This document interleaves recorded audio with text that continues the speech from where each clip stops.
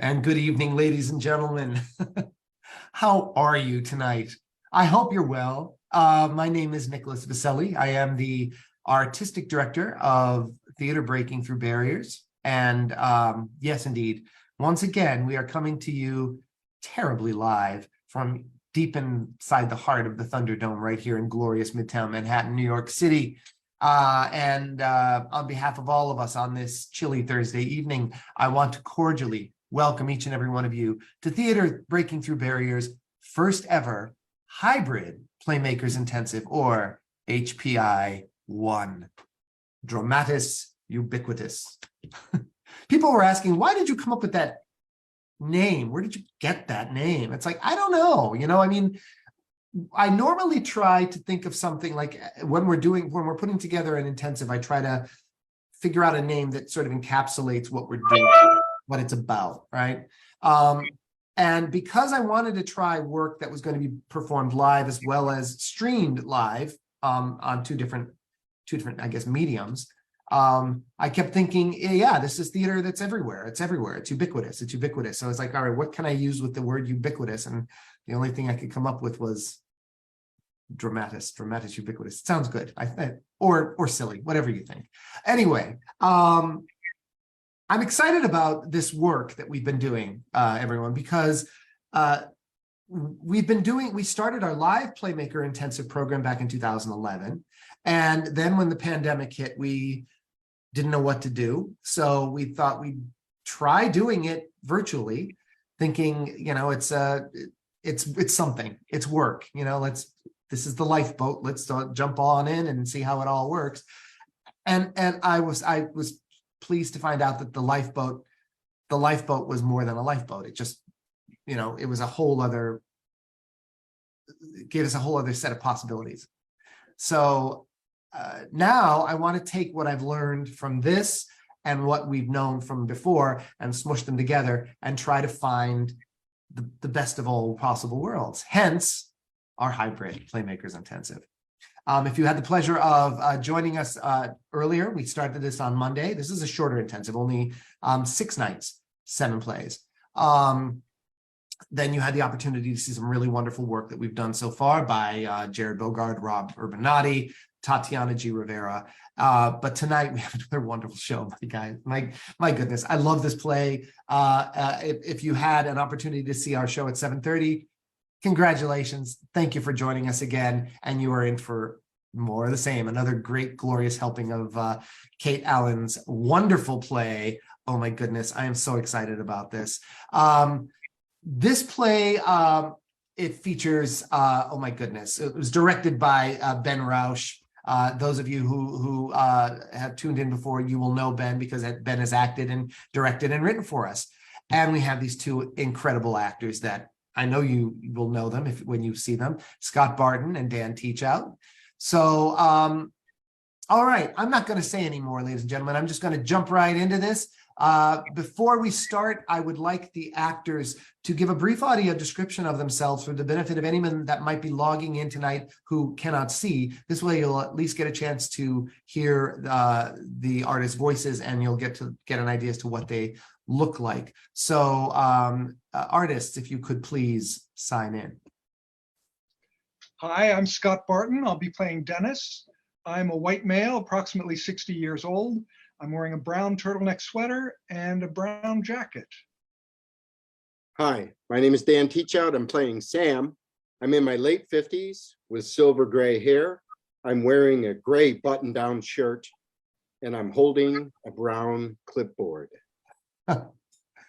Ladies and gentlemen, without further ado, I am obligated to disclose to you that you should sit back, relax, and enjoy Cate Allen's I Am Obligated to Disclose. On the grounds of a sprawling country home, upstate New York.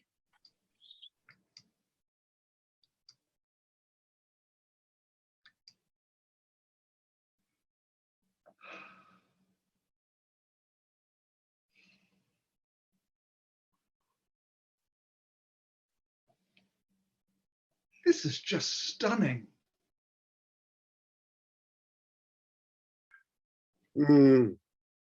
It is. I honestly never get used to it. It's like every time I show the house, I notice something new and wonderful, especially about the property. The air is just, I know. I live closer to town. I tell my wife the air is just different here. But it's true. 20 acres 26, and built in. 1928. Last major renovation, kitchens, baths, roof, just over 8 years ago. It has only been very slightly lived in since then. The owners didn't get up much. That's one of the reasons why they're selling. I can't believe it's in my price range. You get so much more for your money the further you get from the city. It's for this price in the city. Oh, $2 the most. The most. Hmm. Is this flagstone? It is. I can't believe I could own something that has flagstone. It sounds so grown up and settled. So, are we thinking of making an offer? I can't believe I'm saying this, but yes, I think I am thinking about making an offer. Fantastic. What do you advise? I've never bought anything before. Well, I think it's fairly priced, but the owners are motivated. They got a little behind in the taxes. Oh, Yes, but whoever buys it doesn't deal with that. It gets paid off the closing. The title would be free and clear. Happens more often than you think. what are the taxes again?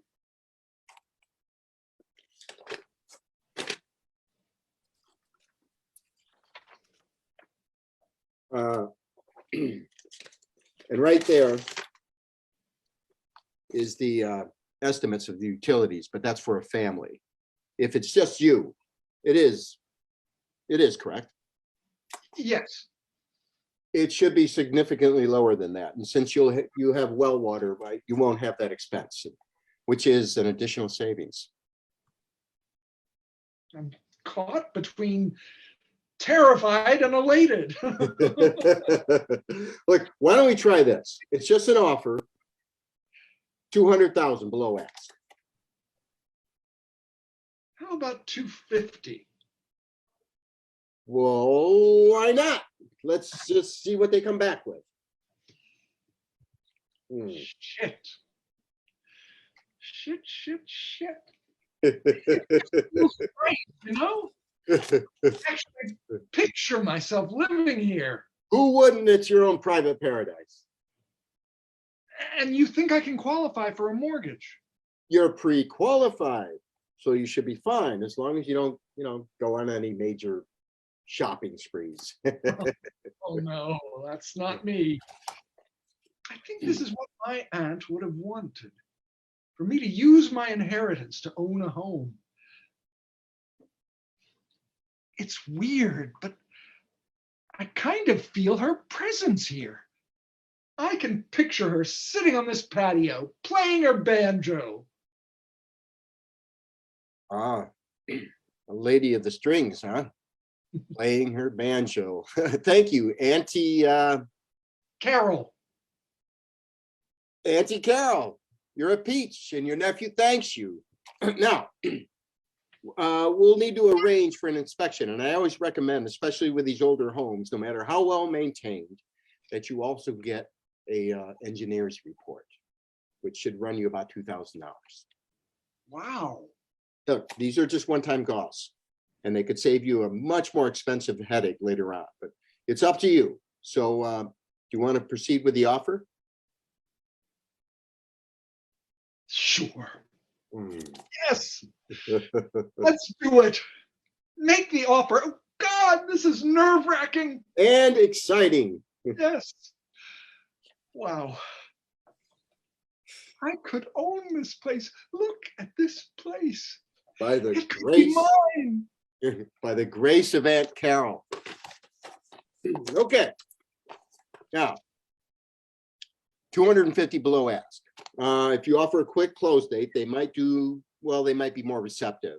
I'm confident we can get a rush on the mortgage. Would you be willing to do a 30-day close? Pending all the reports, of course. Sure. Why not?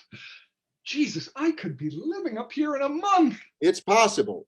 Now, before I officially submit your offer, I am legally obligated to disclose certain information about the property. Oh?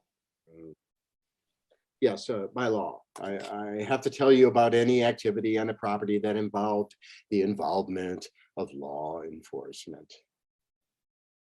Okay. Don't worry, houses are like people. If you're around long enough, there's going to be some embarrassing shit in your past. Excuse my French. So, as I mentioned, the house was built as a weekend retreat for the industrialist Graham Ruth and his family by architect Lars Frekel in 1928. Unfortunately, Mr. Ruth lost his fortune in the market crash of 29. So, you know. Oh my God, that's horrible. But don't worry about it. It happened in a barn that was demolished decades ago, where the English garden is now. Really? Yeah, then in the 30s. See, the 30s, it was raided several times. It was going to be a factory. Well, it was being a factory that employed child labor, orphans, but they were never able to make it stick, you know? Payoffs were pretty common back then. Jesus Christ. But oh, here's a good bit of history. In the 40s, the property was used as a convalescent home for veterans disabled by the Second World War. Oh, okay. That is nice. Until they found out they were conducting these weird experiments. You know what? I don't think I want to know. Fair enough.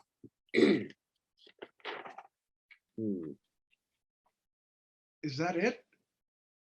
Oh, there was a major fire in the 50s. The owner was a lawyer, but when he tried to collect on the insurance, it was deemed suspicious. So, you know,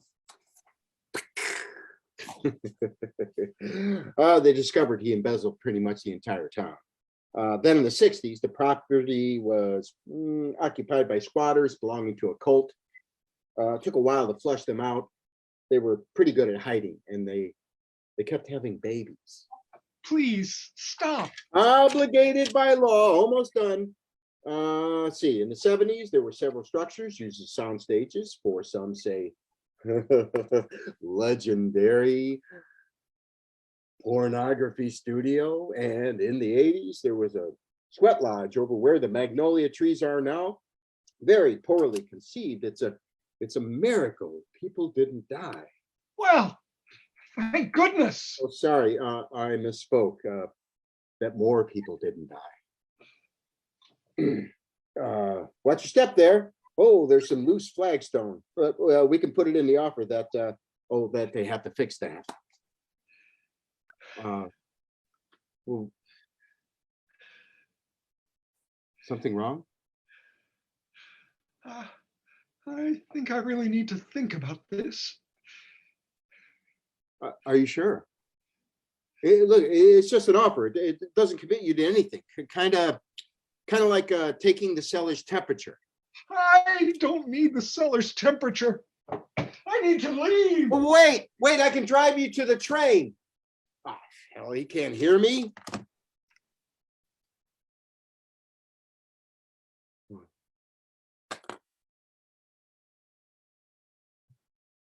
Ben and Debbie, hey, it's Sam Thomas. Look, I hate to be the bearer of bad news, but no dice on the showing. I think it might be time to lower the ask price again. It's the only way we're going to be able to entice an offer. I know you're eager to sell, so I'm thinking maybe a $200,000 cut. Well, definitely scare up some interest at that price point. Now, call me back later and let me know.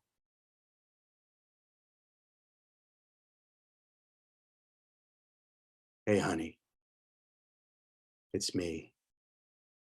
I'm at the house, watching a spectacular sunset. One I'm pretty sure will soon be ours. Yeah. Another 200 grand. I know it is. Where these people hear these crazy rumors, I'll never know. What's that? Who said it was haunted? Who told you that? No, I swear to you, there's absolutely nothing about this house that could ever be a problem.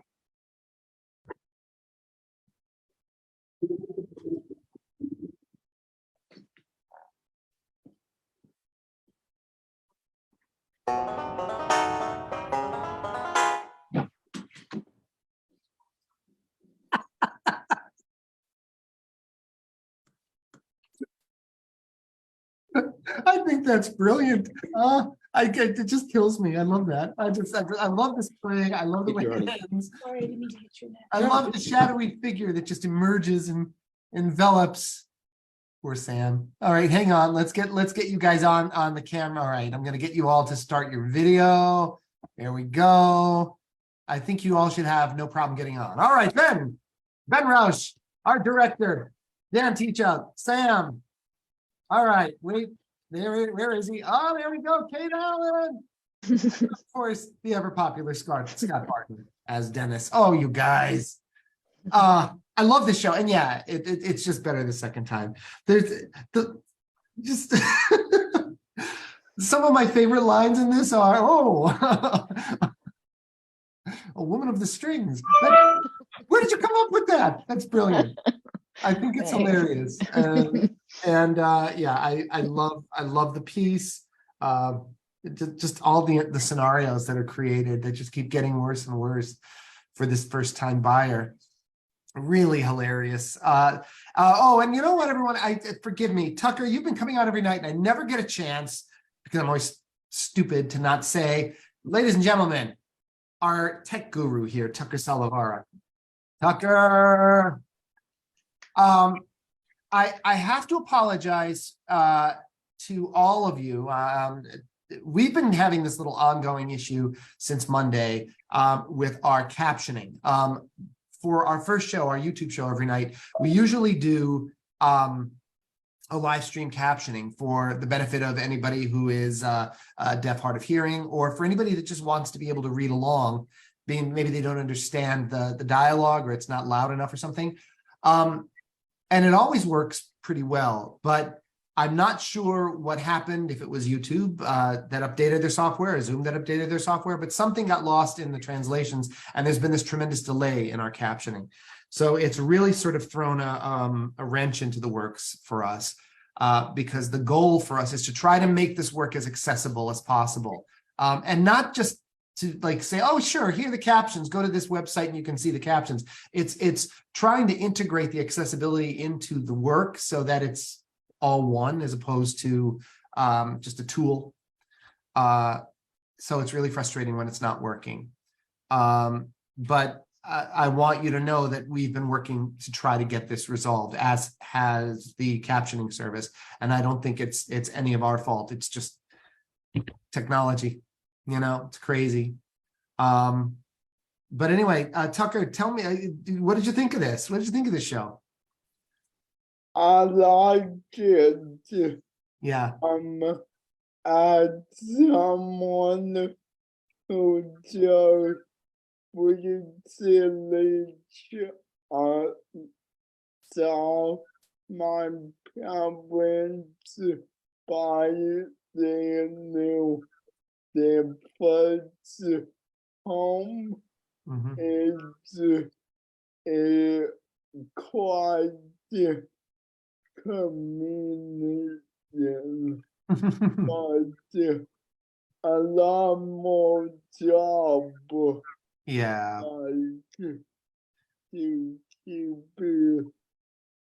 housekeeping it up. I think that it was, I just think that this is such a, I love this play. I love the piece. And I love, You answer your question about Peter. It is Peter. Mhm. I have a new answer for you. Okay. It's because right before the pandemic, I saw newsroom on Oh, Broadway network. Yeah. network, and they used a lot of cameras Mhm. to highlight the the different angles of Mhm. footage. Mhm. It's true. I remember, I don't know, maybe around 10 years ago, we were doing a tour. We were actually in Croatia, and we were at a theater festival, and there was a company from Poland that came in and did this play, and I thought it was really interesting. But what they did was they combined some scenes that were filmed with what was happening on stage. So, for example, there were two actors on stage having a scene, and then one of the actors would come down into the house and go out the side door of the theater, and the screen would come on, and we would see this actor walking through the streets of Poland and have another scene on film, and then the actor would ultimately come in the other side of the theater and go up, and then they'd start the next scene. So it was this mix of film, and it's kind of interesting.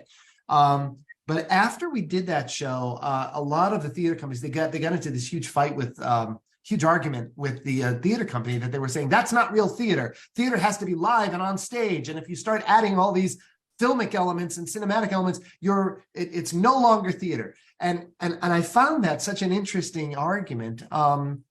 Now, knowing that we are combining, we're mixing a lot of the medium in a lot of the work that we're doing nowadays.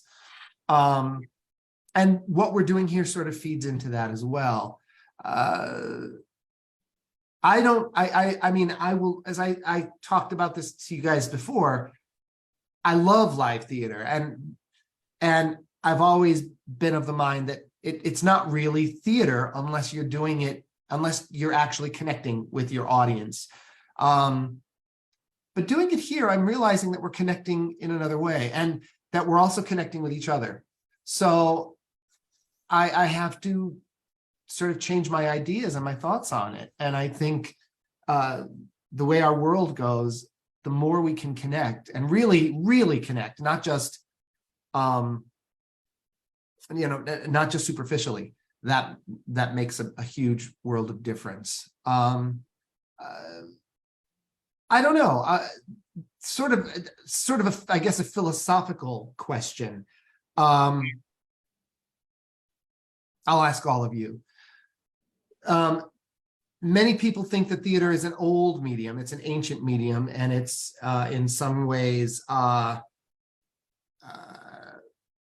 sort of outlived its course. It's something that we'll always go to as sort of a throwback, sort of like, driving a classic car or something like that.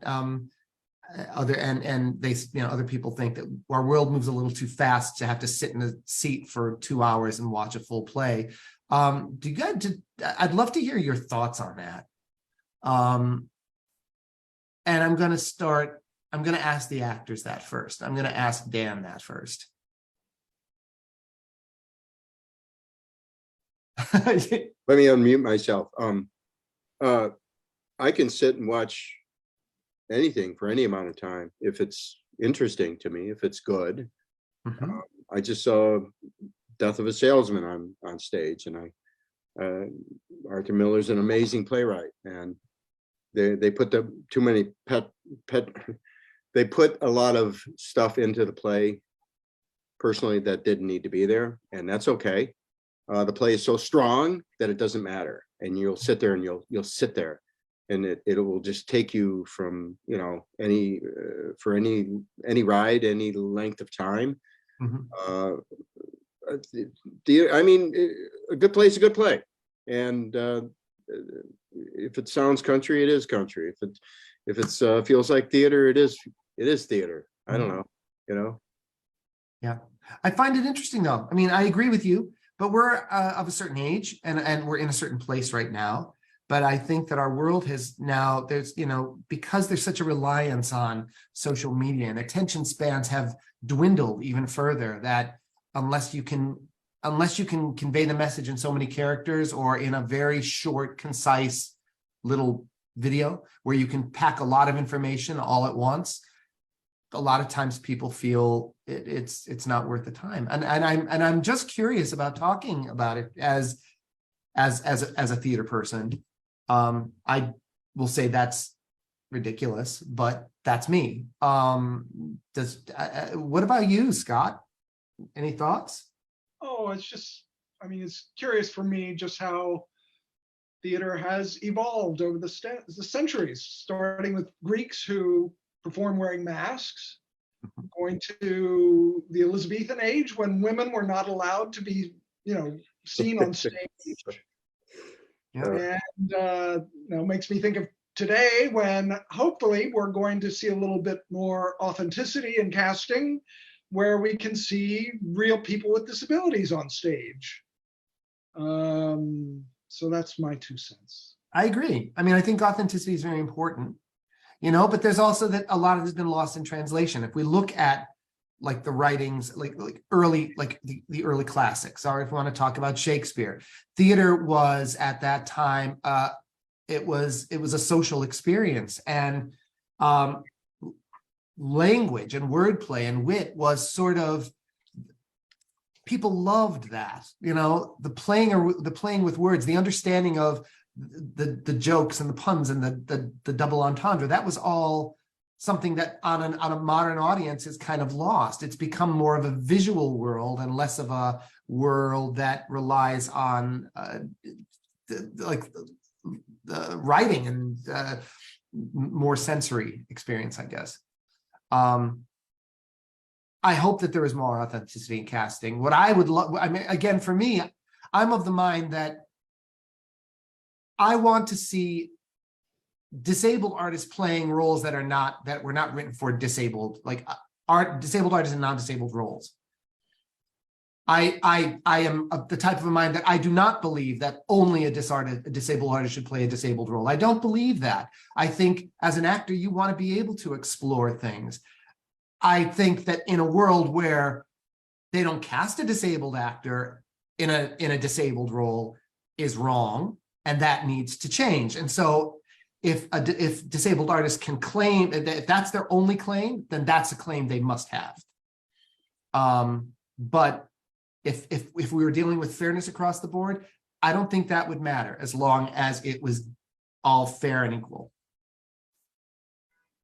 For what it's worth, I'll get into a lot of trouble saying that, but it's sort of, I'm about the art and the theater and the ability to pretend and play and to learn other life experiences. Ben? I think we're just getting started with this theater thing. I think that it's more and more necessary, especially, you know, after this pandemic, we're all cooped up and isolated. I remember I just 6 months alone in a studio apartment. Thank God it's a little bit bigger studio apartment than my old one, which was like a shoebox. So I don't know if I would have made it. But you know, after 6 months, I like went outside for the first time and I saw a human being like walking on the like just instead of being on a screen. Mm-hmm. And I started to cry because I was like, this is somebody. It's like a person walking, and theater's like that, right? It's like having you know, an internet relationship, you know, chatting or being just online. And then having like a real relationship in person or a friendship in person. It's you feel the energy, you see, you know that this person is live in front of you, and you know that it's happening. And it's also like pop singers very often record just like little snippets of each phrase, and they just do every phrase over 20, 30 times. you can't do that in theater. It takes a more skilled artist. Not that pop artists are not skilled. Some of them could sing their song straight through, but there's an element of like, it's fully 2.5 hours fully prepared, Mhm. or an hour and a half fully prepared. And it can't fix with tricks or teleprompters, Mhm. I think that's really exhilarating for an audience member, no matter what age. I think we have to introduce this to younger kids. I think we have to make it more financially accessible, so that not just like the popular shows. I think kids need to see a variety of different things. Mhm.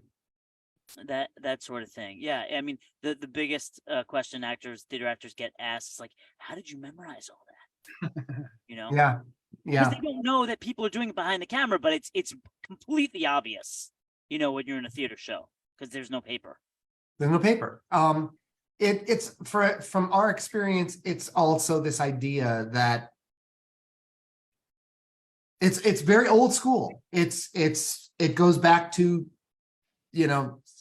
a tribal experience of sitting by a fire and having somebody tell the story, the old story, the ancient story of how this group came into being, and and just going from beginning through end and taking everybody on a journey is very enthralling. And it's something that's how we learned as infants. Whenever someone says, I'm going to tell you a story, you automatically engage, because now you can't wait to hear what they're going to say. And that's theater. It just is very difficult when you're trying to perform and you see audience attention spans dwindling, and people who just cannot stop looking at this in the middle of a show, or the fact that they forget that you're sitting in a group with other people, and to carry on a full voice conversation with someone next to you is not appropriate because it is interrupting. Like those are, and that's not just courtesy, that's just the way it's the way we've been going. So I hope. But even Nick, in my past, I used to do Shakespeare in a parking lot, and and you have adults in their 50s and 60s with pads in front of with the iPad, right, following us on script for what. What? It's like, oh, you knew that line. Oh. So I'm not kidding. It's like, what? It's not even about age, I don't think. It's just like, no. it's silly. And it's intimidating. Yeah. By the way, for the record, I think Arthur Miller is going to be a very successful playwright one day. Yeah. I don't know. He's okay. He's got something, but Heard it here first. yeah, heard it here first. I'll alert the media. No, I agree. I think, but even during Elizabethan times, you had an audience that was very vocal, but a lot of it was in direct engagement to what was going on stage. And if you didn't have actors who could hold that audience, and they weren't on, and if they weren't on point, they would get heckled off the stage. They'd get stuff thrown at them if the show was bad. They would throw fish, like fish. Yeah. And I mean, I think that's really, but that's part of that experience. And it's also why you have to understand that when you're doing Shakespeare style of theater, that it's not this long 4-hour pageant that goes on and on and on. It's not about proclaiming the words. It's this active engagement that keeps everybody enthralled, and it's all there. It's all there. What about Cate? I have to talk to you too now about this. As the writer and also as a theater goer, and I mean, you have such a great family, and and such an incredibly talented daughter, and full disclosure, your husband's a pretty great guy too. So agree and agree. And what are your thoughts on what we're talking about here? I mean, I think it's really a great sign that we're debating this pretty spiritedly. Like everybody just, has an opinion about it. And but everyone wants to see theater survive, which it's survived, thousands of years. So I can't see that it won't go forward in some fashion. Mhm. But Nick, what you were saying before really resonated with me about having access to being backstage, to having live performances go into homes if they should choose to stream it. That's of real value as well, because people who ordinarily wouldn't get to see theater get to see theater, and it's not the same live experience, but you're getting the reaction of the live experience and the unknown of, what is this performance going to be like? Anything could happen. That excitement, when you go into a theater, really anything could happen. So I think you're ahead of the curve by calling this a hybrid. Because I think going forward, a lot of people aren't going to want to give up the access that we all had with Zoom. I know a lot of companies that I work with are still doing Zoom in some fashion, even though still meeting and doing live theaters it's a great tool. Yeah. I don't think it's something to replace, what has been developed and beloved over thousands of years, but it's certainly a way to have it more inclusive and more access. So, I'm all for anything that gets art out to the public. Yeah, absolutely. I agree. I think theater has, from the time that I first moved to New York, and you were able to see a Broadway show. You remember Two First? I remember, and you could get to see a Broadway show for like $20 in the orchestra. That was those were wonderful times. And that's not the way it is now. It has become, in many ways, less affordable, harder to see. I think there is great theater that's being produced all over the world, but just in specifics, in this country, there are so many great regional theaters that nobody has ever seen the work that's been done. And so if every company has access to being able to stream their work live as it's being performed, it opens up the door to.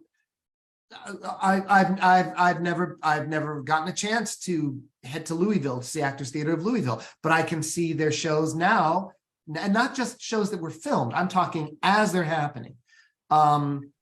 It makes it an event. And also it opens opens everybody up to the world.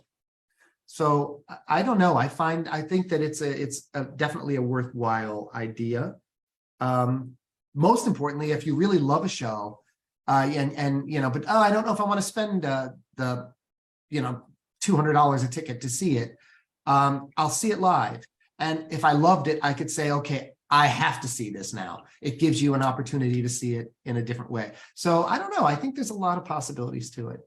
I just wish I had a company that I could have put all this together, and then just we could have done wonders with it.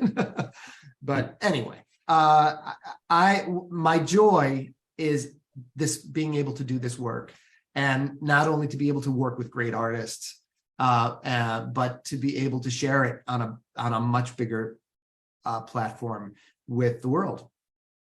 We're a nonprofit theater.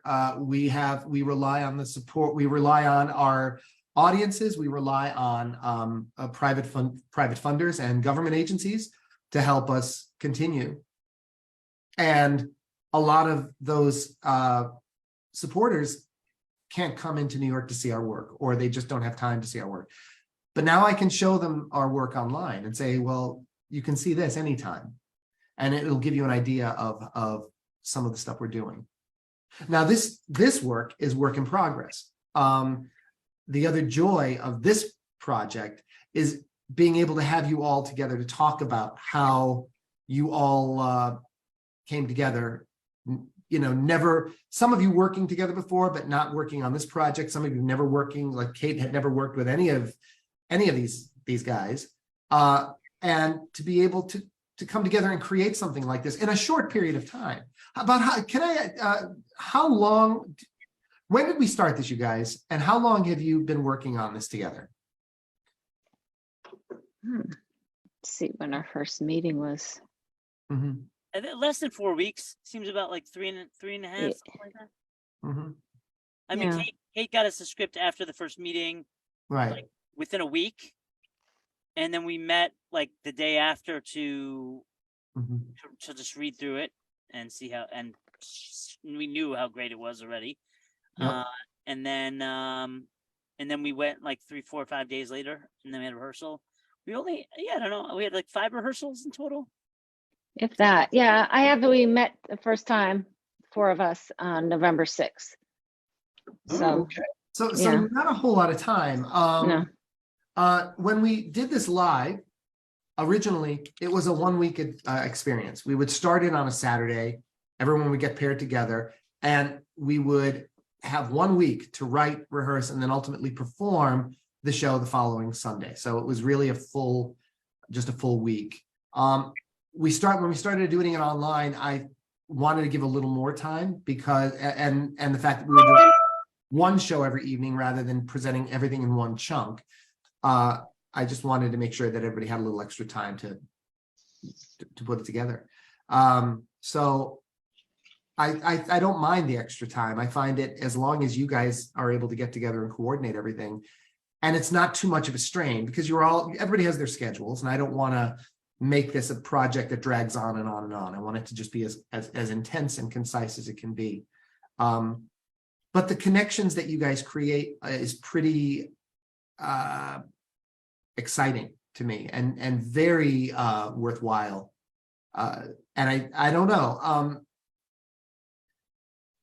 Just again, you've all done this before. So based on this experience and all of your past experiences, can you just speak a little bit to that, as to what this experience does for you personally as an artist? One of you, anyone, chime in Well, first. it was certainly a lifeline during COVID to be able to perform something.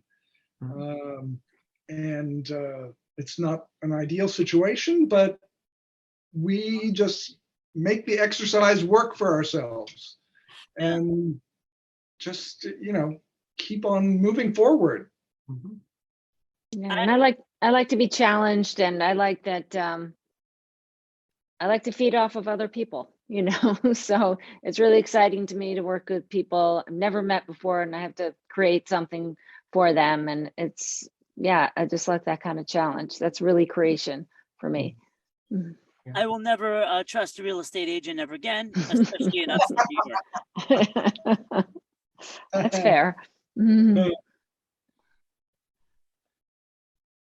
Dan.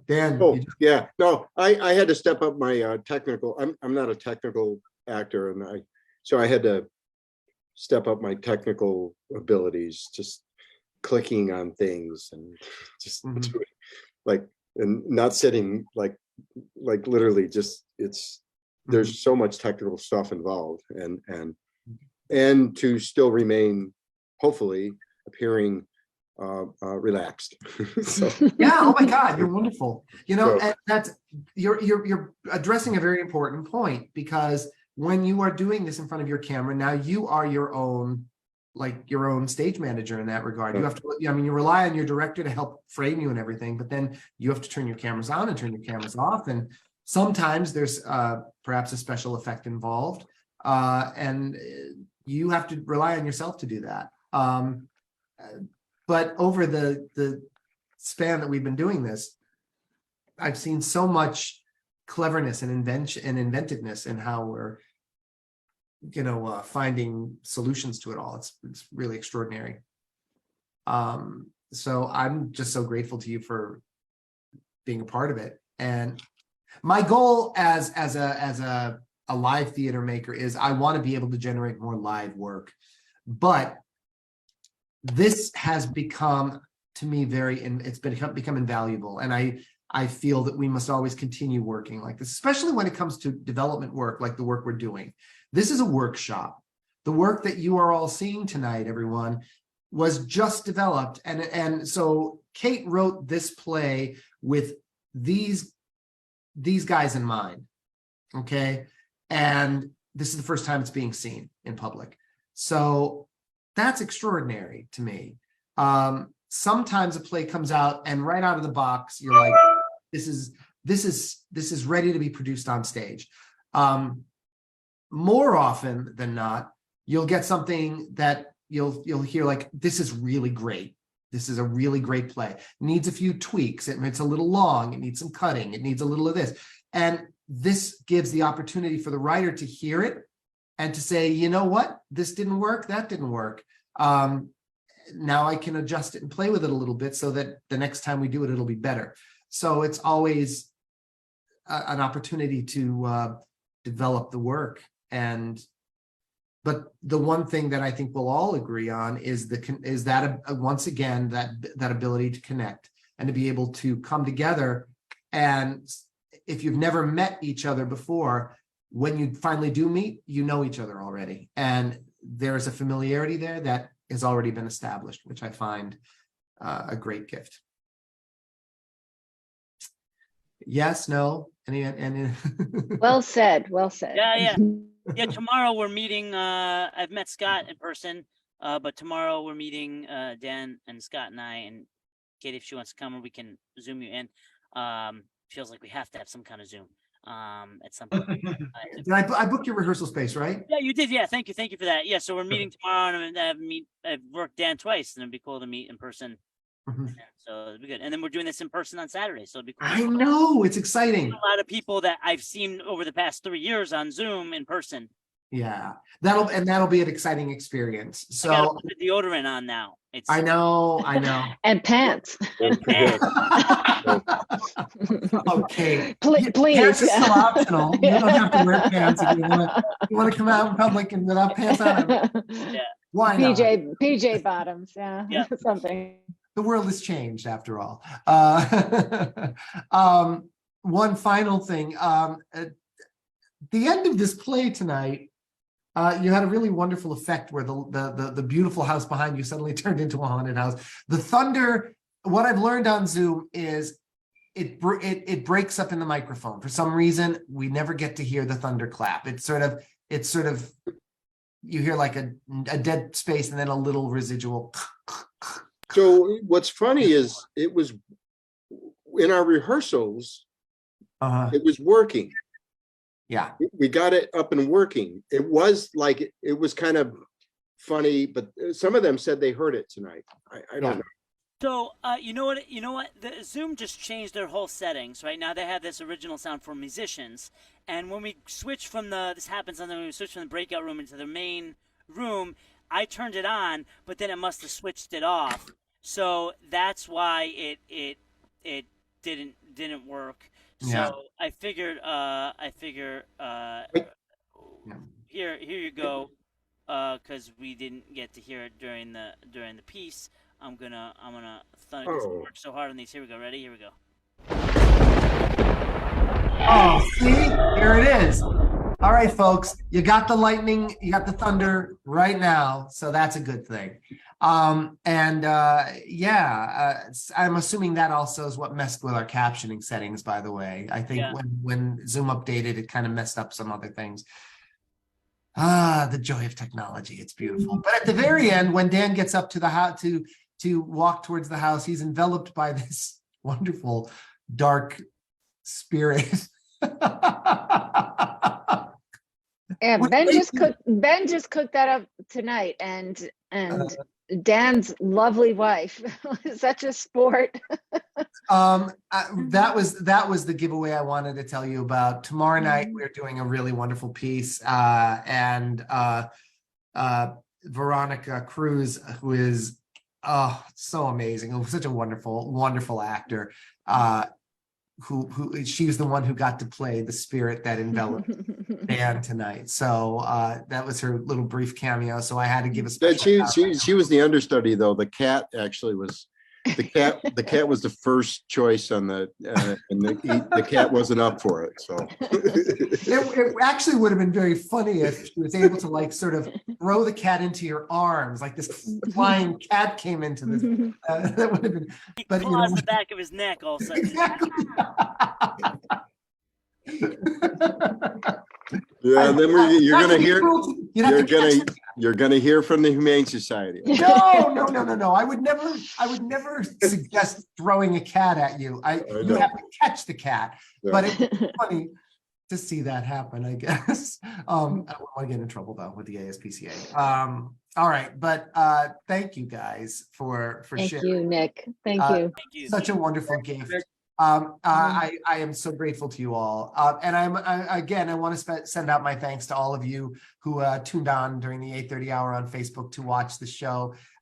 You are the reason why we do this work. Obviously, we all love doing it, but if we don't have an audience as a theater company, the audience is a very active, essential part of what we do. If you're not there, then it's not theater. Whether that is a live audience that's in the room or an audience that is watching us on, it's all about connection. So you're the reason we're doing this. So thank you so much for joining us. My request is, as always, to please tell your family, tell your friends, tell everybody about the work that we're doing. We're a little company. We've been around this is our 43rd season, TVTV. And we've been around for 43 years. And our mission to be able to celebrate and advance the work of artists, professional artists and performers with disabilities was ahead of its time when we started it in 1979. We're now starting to see a little bit more exposure in the mainstream society of including artists and performers with disabilities. I like to think that we had a small hand in that, but we remain a small company. We want to widen the circle, and the only way to do that is to ask you to tell everybody about us and make them come and see our work. Share this with everybody. Go to our website, tvtv.org. If you want to come on Saturday, if you are in the area or in New York City, go to our website and you can find out how to get free tickets to Saturday's show. It doesn't cost anything. It's a workshop, but you'll get to see the work in live, and you'll get to see these guys in person, which will be really fun. And if you really like our work, click the donate button on the top of the page. I would encourage you to do that now more than ever. After we came through the pandemic, the rules changed a little bit. I mean, production costs have gone up considerably. Audiences are still a little reluctant to come back to live theater. We're seeing it more and more, but it's not quite the same. Social consciousness has changed. So a lot of things have been in the works here. And for us as a company, we're trying to, for a small company like ours, we need all the support we can get. So if you could donate to us, we would be very grateful. It would just sort of cement our relationship, and that I take very seriously. So I hope that you can do that during this wonderful holiday season. Anyway, tomorrow night, we are going to continue this extravaganza with a wonderful play by David Adam Gill called Putting to Rest. It was directed by, oh my goodness, Ed Sitrakian, who is a wonderful director. And this is a really lovely piece. I'm excited about it. And this will be another piece that you will see tomorrow night on Zoom. And then if you come on Saturday, you'll see it live. It is starring, as I had mentioned before, Veronica Cruz and Melissa Jennifer Gonzalez. I hope that you will be able to tune in 7:30 on YouTube and 8:30 right here on Facebook. So on that note, everyone, thank you so much for tuning in. Thank you all. Have a wonderful, wonderful rest of your evening. And we'll see you tomorrow night at 7:30. And then also hopefully on Saturday live right here. Have a good night all. Bye-bye.